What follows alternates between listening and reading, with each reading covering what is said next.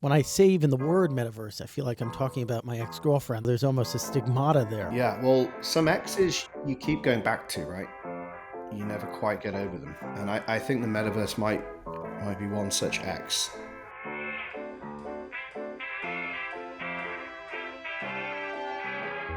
Ladies and gentlemen, welcome to The Scoop. I'm your host, Frank Chaparro, editor-at-large at The Block, and I'm very excited to have Jamie Burke, founder and CEO of Outlier Ventures, joining us on the other side of the mic. It's been a long time coming, sir. Really appreciate you taking the time. We're going to be diving into their open metaverse thesis, including how the idea of the metaverse has changed since the go-go days of 2021, as well as the intersection of Web3 and AI and much more. But before we do that, I want to take a moment to thank our sponsors. Do more with your crypto. Whether you're a crypto expert or a newcomer to the world of digital currencies, PayPal provides a secure and convenient platform for your crypto transactions. Start exploring new Web3 applications with peace of mind, knowing that PayPal has your back. Learn more and get started today at paypal.com/crypto. Terms and conditions apply. This show is sponsored in part by CleanSpark, America's Bitcoin miner. With CleanSpark, you can feel good about investing in the Bitcoin ecosystem because CleanSpark uses low carbon energy for their Bitcoin mining data centers and is always optimizing their operations to increase energy efficiency and reduce e-waste, all while partnering with the communities they operate in. If you want to support the future of Bitcoin while also supporting the environment, visit www.cleanspark.com to learn more about the CleanSpark way. So let's just start. I mean, there's probably tons that we can get into, but we can start with Metaverse. It seems like it's completely been thrown into the dustbin of 2021 and completely overshadowed by the sort of rise of ChatGPT and AI generally. When I say even the word metaverse, I feel like I'm talking about my ex-girlfriend. Like there's something that, there's almost a stigmata there. Why should people still care? And my description is that overstated? Maybe it was just too overhyped in the previous cycle, as it were, and now it's sort of come back down to earth. What's your impression? Yeah, well, some exes you keep going back to, right? You never quite get over them.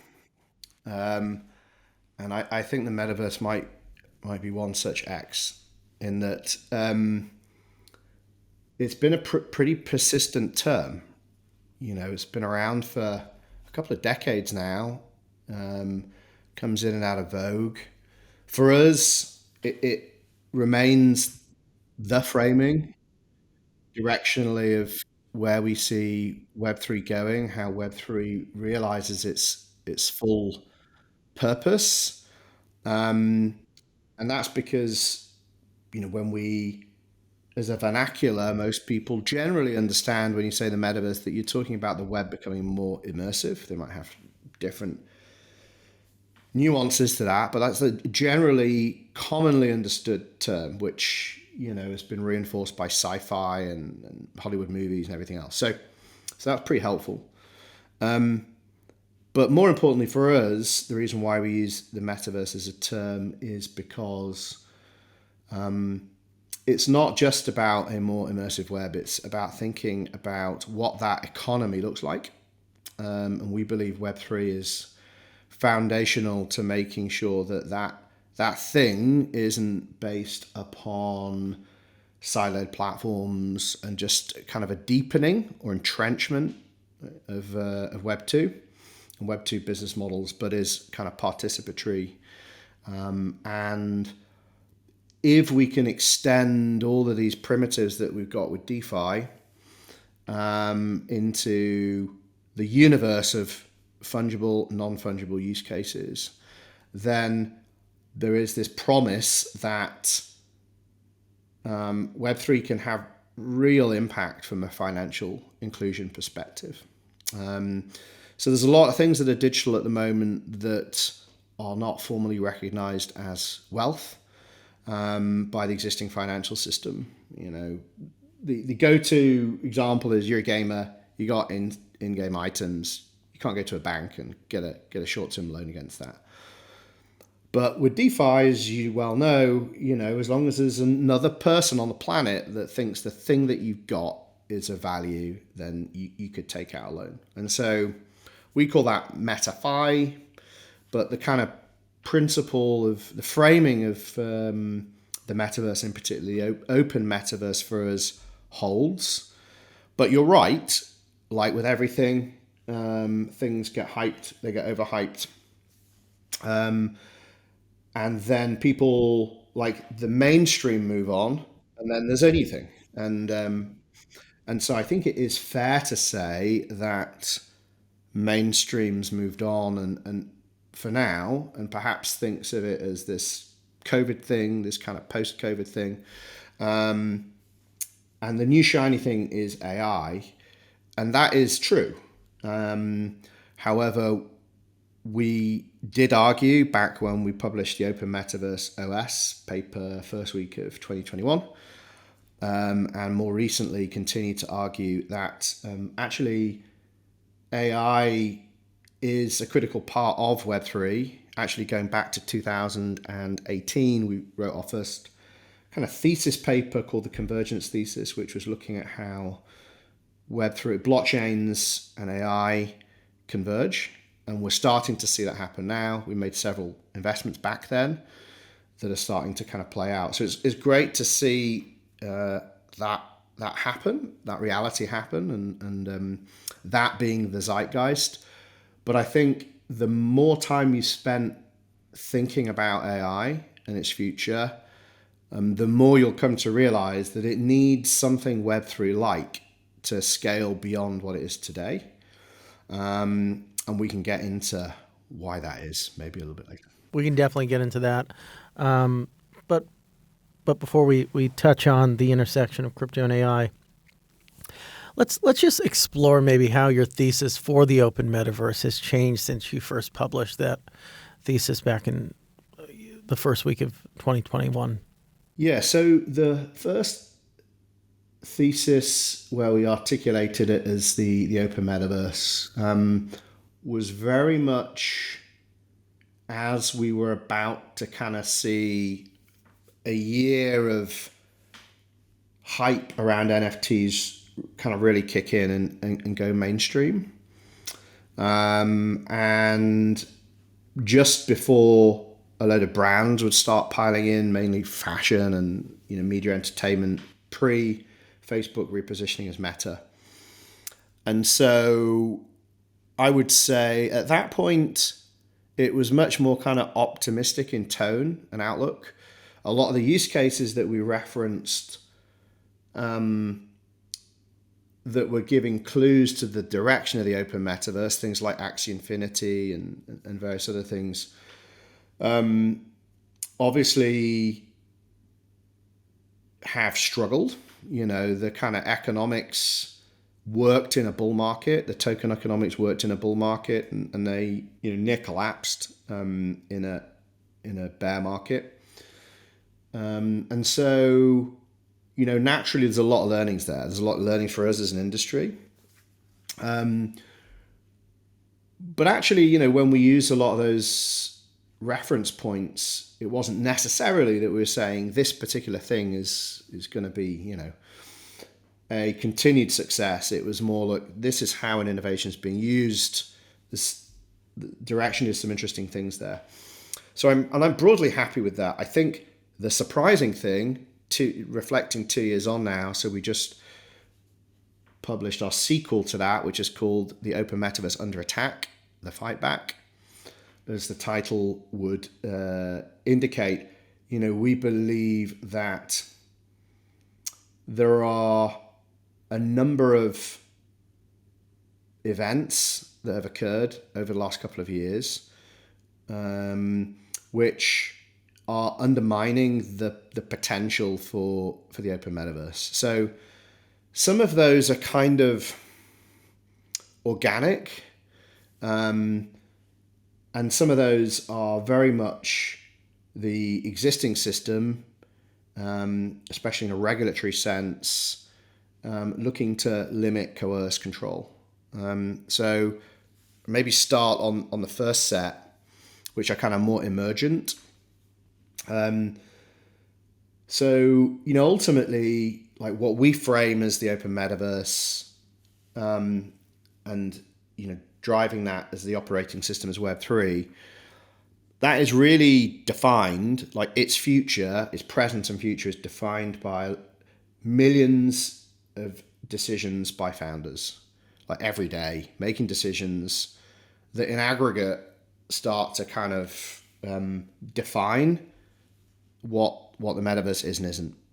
And so on the one hand, it's great now we've got, as I mentioned at the top end, an increasing amount of founders crossing over into Web3, some from big tech, some serial founders, generally speaking, and some entirely first-time founders.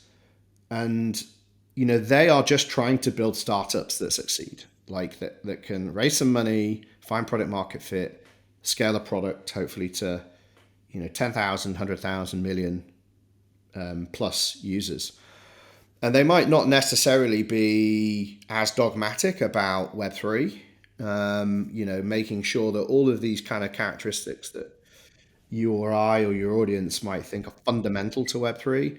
For them, they just want to ship a product, and they generally understand that if they're going to do that and this product's going to survive for a decade, it should probably have some Web3 characteristics. Otherwise, it's stillborn in a way. It might have like a momentary success, but it's most likely going to be disrupted. And so they're pragmatists. And on the one hand, that's great, right? We've finally got pragmatists coming to Web3 who are building things that people can actually use, and are very product-oriented, very customer-oriented. However, those trade-offs in aggregate start to create what you could call, people are calling like a Web 2.5. So it's like Web3, but not quite. And, this is everything from a increased focus on leveraging, layer twos, roll-ups, this kind of stated aim of app chains or building super apps, these kind of self-contained applications that don't have to kind of compromise on UX or anything else. And that's great in a way, it's onboarding actual users into Web3. The challenge is that it creates, it's not quite yet Web3. And the concern is that Web 2.5 could be permanent, not transitory. And very quickly, this Web 2.5 and its business models kind of solidify, and there's little incentive for founders to kind of really continue that drive towards like full fat Coke Web3. So, and you see this everywhere, actually. It's in things like MEV, and how that impacts networks like Ethereum. It's as I said, kind of how people are leveraging roll-ups, which create silos, right? So you could create a brilliant Web3 game with an app chain construct stack, but that wouldn't then be very easily interoperable with DeFi, which means that, yeah, you've got digital property rights, but you can't actually leverage all this brilliant DeFi stuff to translate that into wealth. So it kind of creates like a halfway house. So that's kind of the first thing. The second thing is that there is a increased push by regulators. I'll speak generally, but the US obviously is kind of the more aggressive. Well, you mentioned this in the report where there's this indirect state capture of centralized platforms through compliance, with an example being Tornado Cash. How do you see this impacting the development of an open metaverse? And how do you propose these threats from governments, be mitigated? So naturally, I don't think it's a surprise, to be honest with you, but naturally, governments that are more oriented towards big state have a tendency to control. Now, I'm not a hardcore libertarian, like by any means, but it's just a fact. And you can put a partisan flavor on it. I actually think it's more generalized. And the reality is that most governments now are wanting to push CBDCs, and so stablecoins is a great example. I was surprised even to learn the extent to which most stablecoins today can be censored through court injunction and order. So, the kind of top three through court order can freeze transactions. They can some of them can reverse transactions.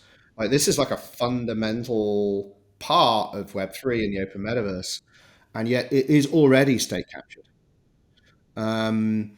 When you look at how that's being extended, algorithmic stablecoins with some recent legislation coming out of Europe will be outright banned.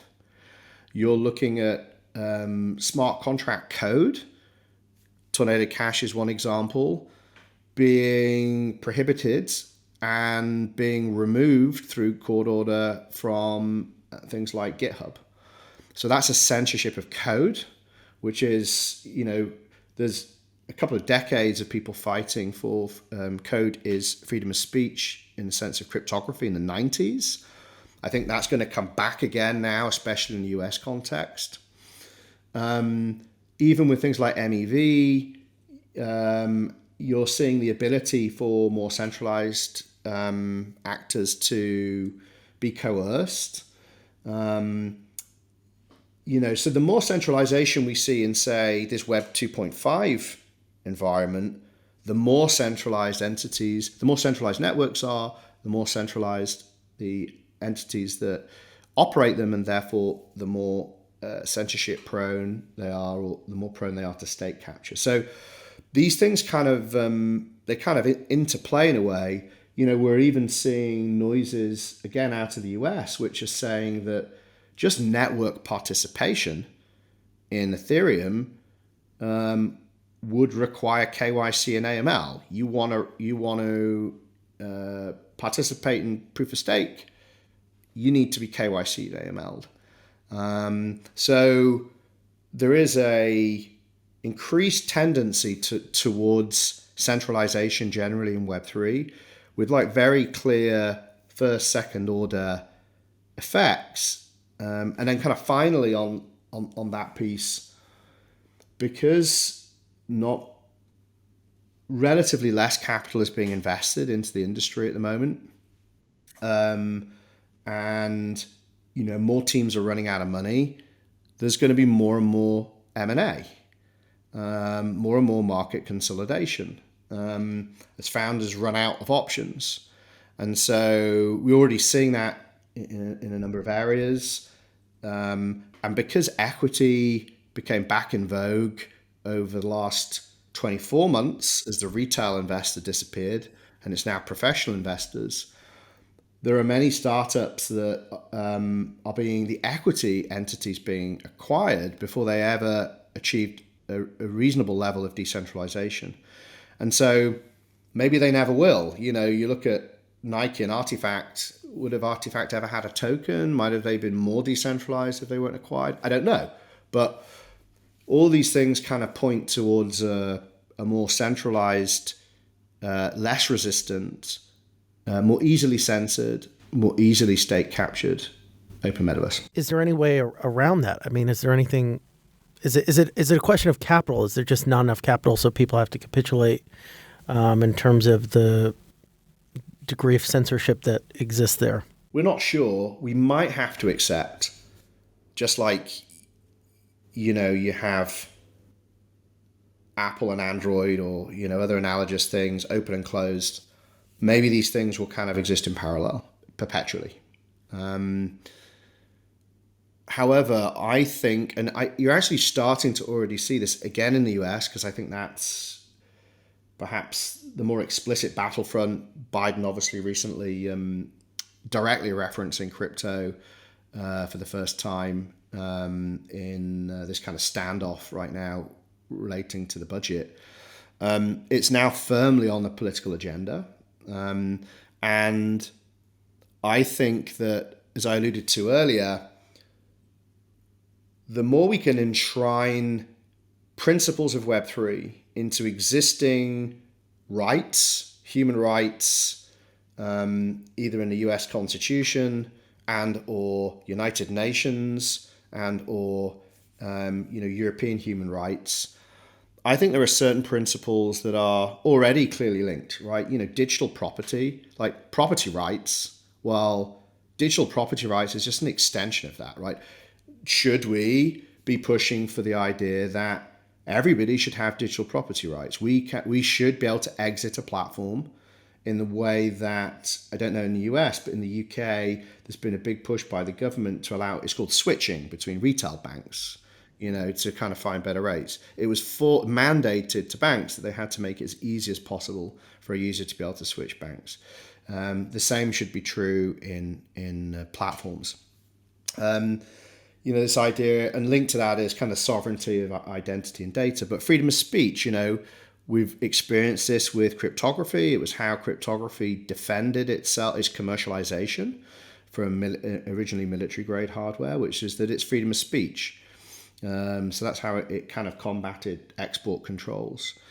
So we've already been here before in defending code as freedom of speech. So I think that as an industry, there are several things we can do to educate, policymakers, and directly link the things that we currently articulating as Web3 features, characteristics, as actually, universal rights for people on the web, directly linked to existing law.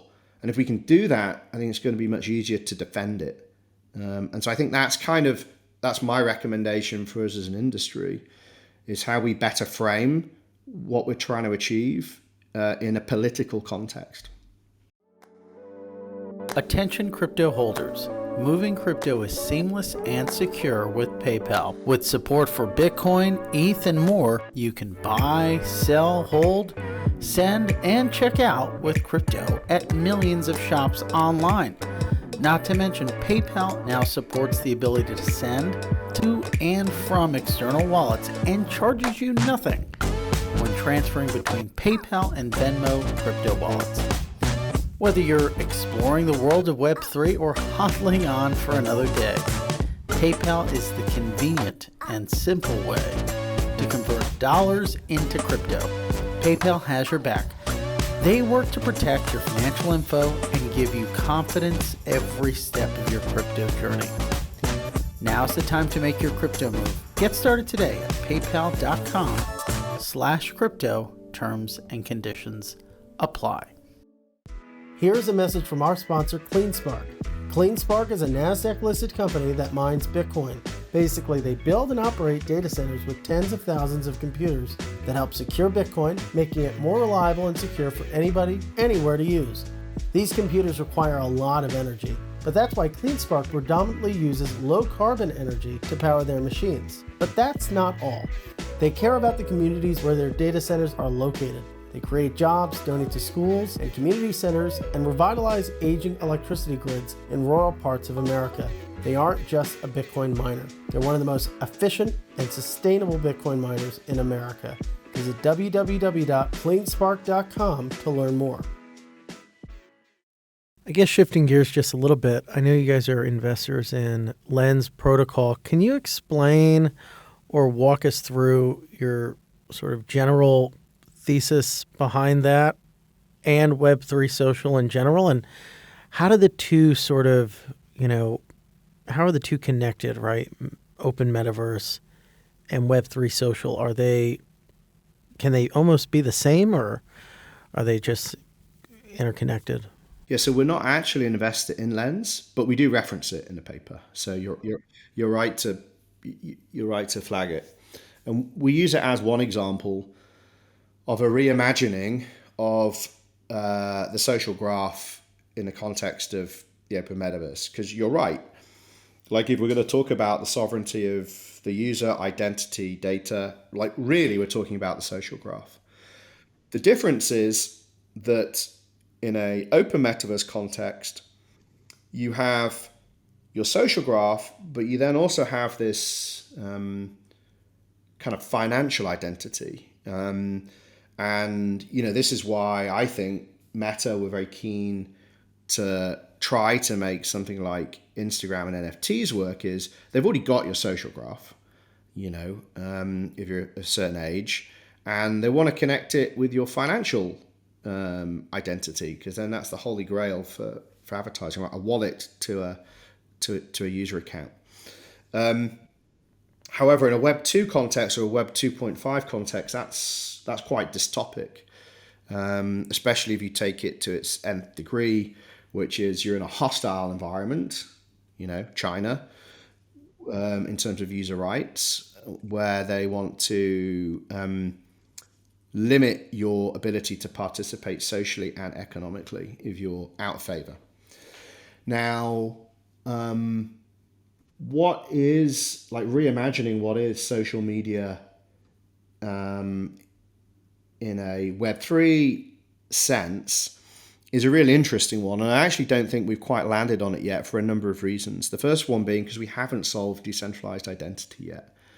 There are solutions, but none of them are used at scale. Most people's identity in Web3 is still their wallet. And it's still public by default. What's missing there? Just the fact that it's public by default? So one is public by default, and I think zero knowledge technologies solve for this to a degree. But also, look, there's been, over a decade of work by the World Web Foundation and various public-private hybrid entities on forms of decentralized identity, primarily what are called DIDs, decentralized identifiers and verifiable credentials, VCs. And yet they've never really taken off. And those innovations conceptually allow you to prove who you are without revealing the underlying data. Now, the challenge has been that most of the time these have been thought of as public goods, right? You're going to create a protocol in the way that SMTP is a protocol. People will use it, it'll become a universal standard and everything's solved. And that hasn't happened. I believe the reason why that's not happened is because there's not been a financial incentive behind it, not just for people, but for businesses to adopt it, like a clear economic system that would incentivize identifiers, verifiers of identity to participate in that system. And actually, there's a really strong, if you can get these incentives working, and obviously I would propose that's through tokenization, then you can allow for entities that verify somebody's identity or something is true about a person. That could be, let's call it KYC and AML, right? You are who you say you are, and your money's come from where you say it's come from in a wallet. Banks do this all the time. Your telco does it all the time. Your utility company does it all the time. And banks even do it multiple times sometimes. You're a retail customer and then you're a bank customer, or you're like constantly identifying yourself with a bank. That comes at a cost to the bank. So there's a real incentive for them to not have to do that all the time, because they can dramatically reduce the cost of identifying you. But if they can do that in a way where that proof is then reusable, then they can not only offset the cost of having to identify them themselves, but they can turn it into a revenue line by effectively creating a secondary market for verifying things about people. And that's utility companies, telco, whatever else, bank. So there's this huge economic reason for a load of people to solve it.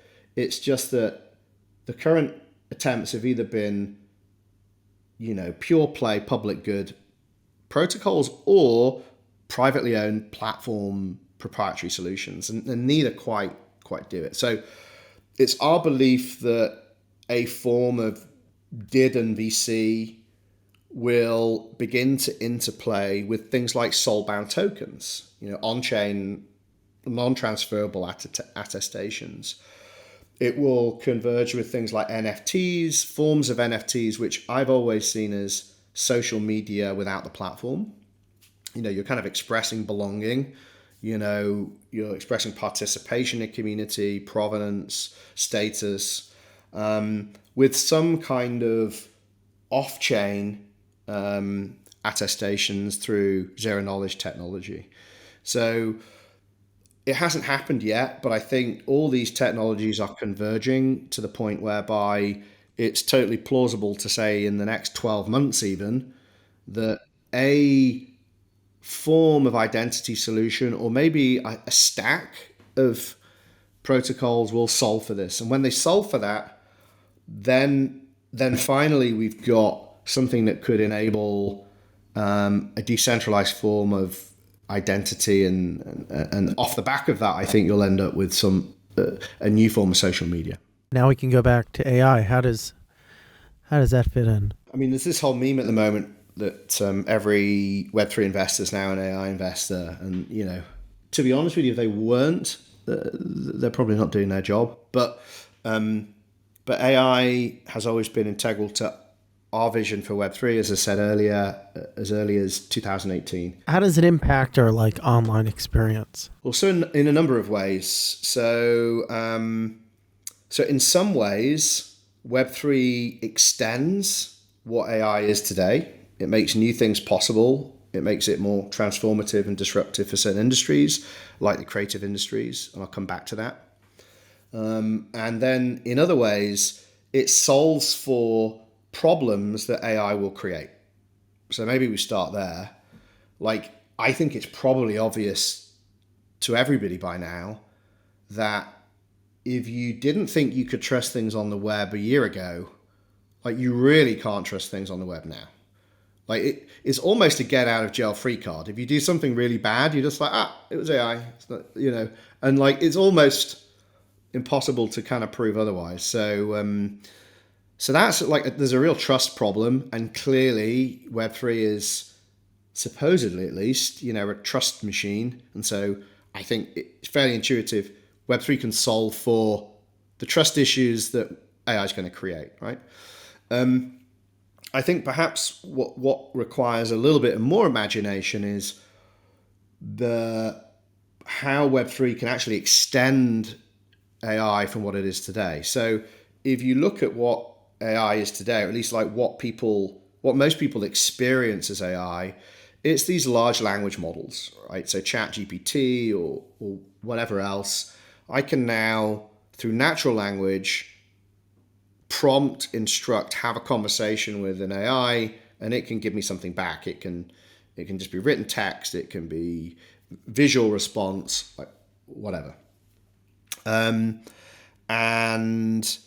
that's really cool, but it's still quite limited in that, clearly, most people,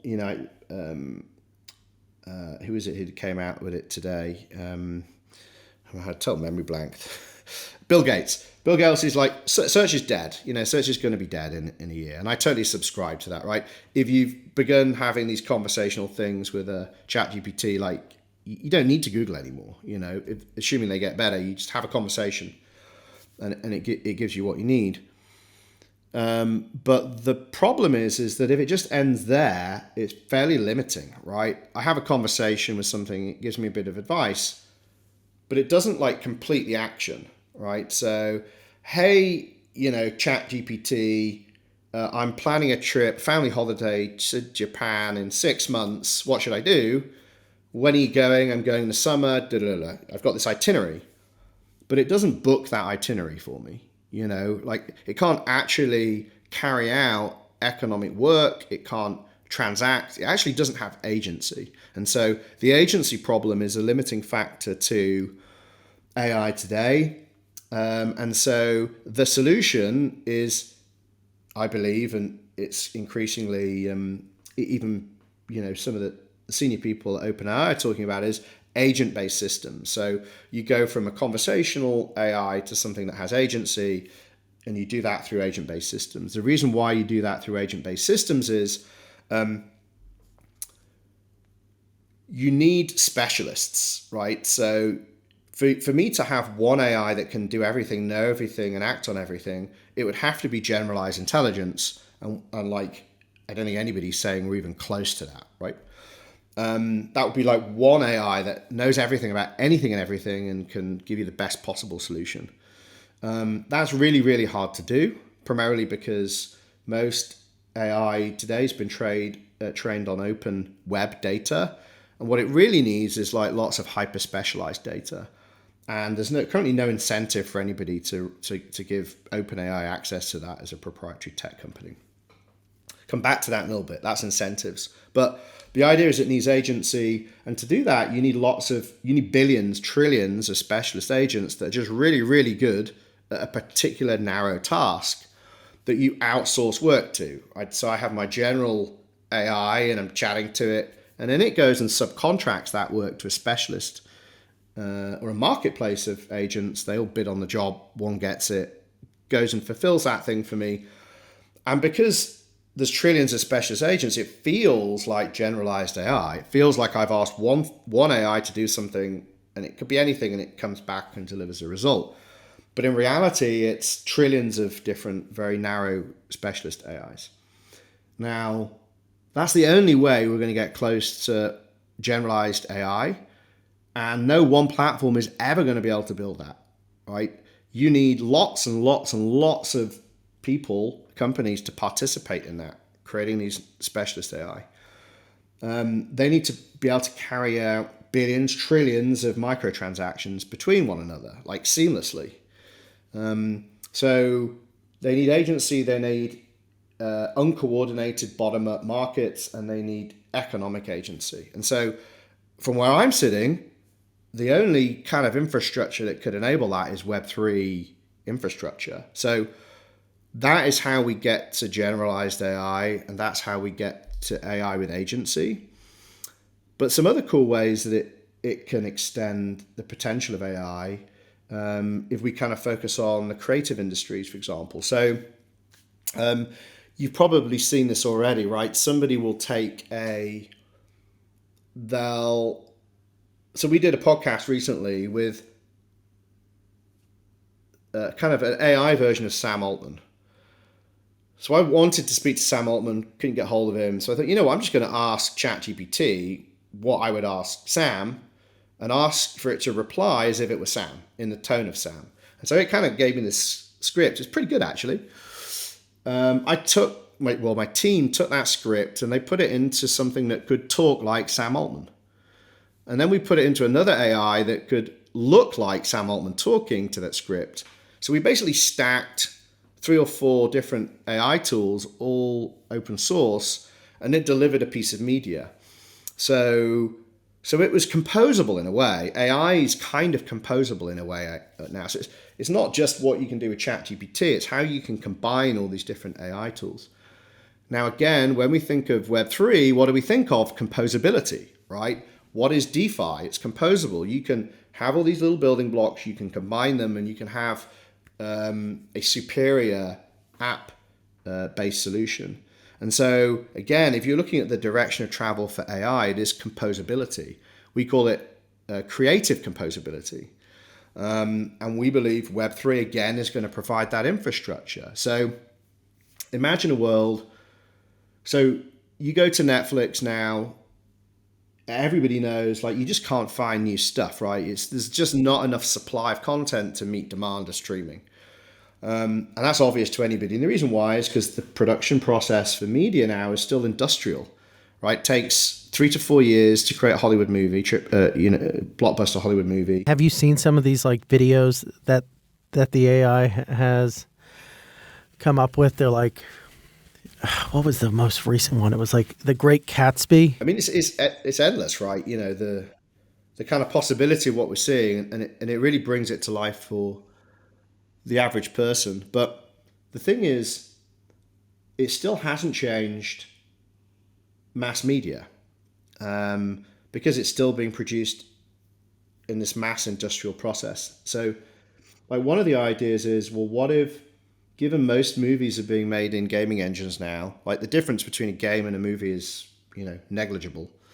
What if every element in a scene, every fragment of a scene was a kind of NFT? And if you produced that scene, you'd have various objects, you'd have various characters. I mean, every element. And what if that was then made available in a universal library, and anybody creating a new piece of media, game, movie, whatever, could just borrow all these bits, recombine them in a new way, and all the royalties were kind of taken care of at the point of use. All of a sudden, you would dramatically reduce down the time to produce a movie or a game. Now, the really cool thing is, I did an interview with a game developer recently, and he's created this 2D point and click game entirely through AI. And this is somebody who's 25 years in game development, at a very, very high level. I'm like, well, what do you need a person to do to create games beyond yourself anymore? It's just, I don't. I can make a game completely through generative AI tools.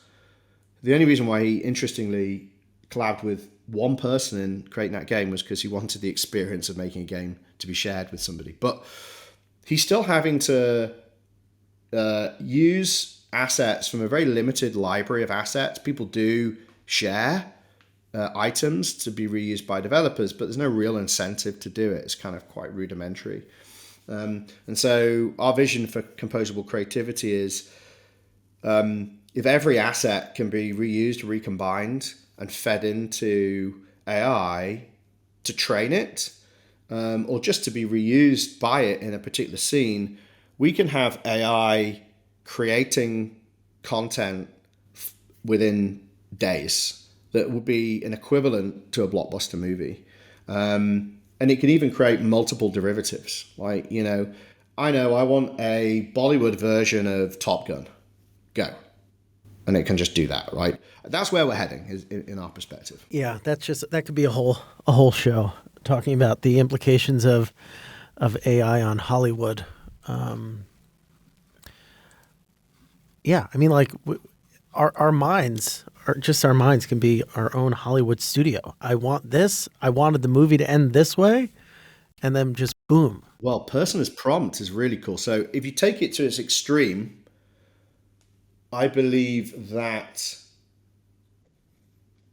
it would be the end of mass media, right? So I'm a prompt. Like, the minute I'm comfortable sharing with a streaming platform all my personal peccadillos, right? Or whatever it is, because I trust it, because I have this decentralized identity I control, and it's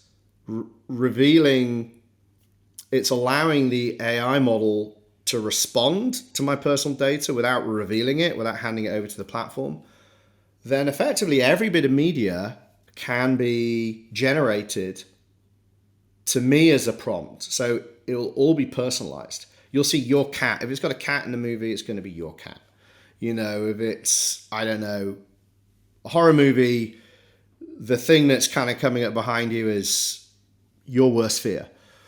And again, I think this is going to happen a lot sooner than we think. We shall see.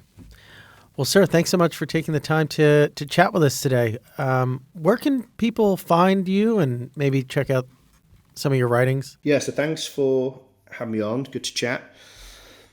So I'm on Twitter mainly, having verbal diarrhea a lot of the time. I kind of just think out loud. So I invite people to pull apart my thinking.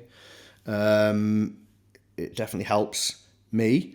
And then if you're a founder that is working in any of the things that I just mentioned, from zero knowledge technologies to composable creativity to app chains and interoperability, or whatever, get in touch. Apply to our accelerator. It's outlierventures.io/basecamp. We're always recruiting. We're going to accelerate up to 200 startups this year, across all of that. But maybe just go read the updated thesis.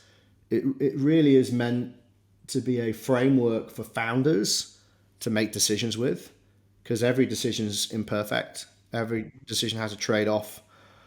Honestly, there's no right and wrong here, but like the aggregate decisions of founders is what determines the future of the open metaverse, not what I say or even what any politician thinks. So definitely kind of check that out on our website, outlierventures.io, and yeah, Fantastic. Well, thanks again for being on the show. thanks for having me.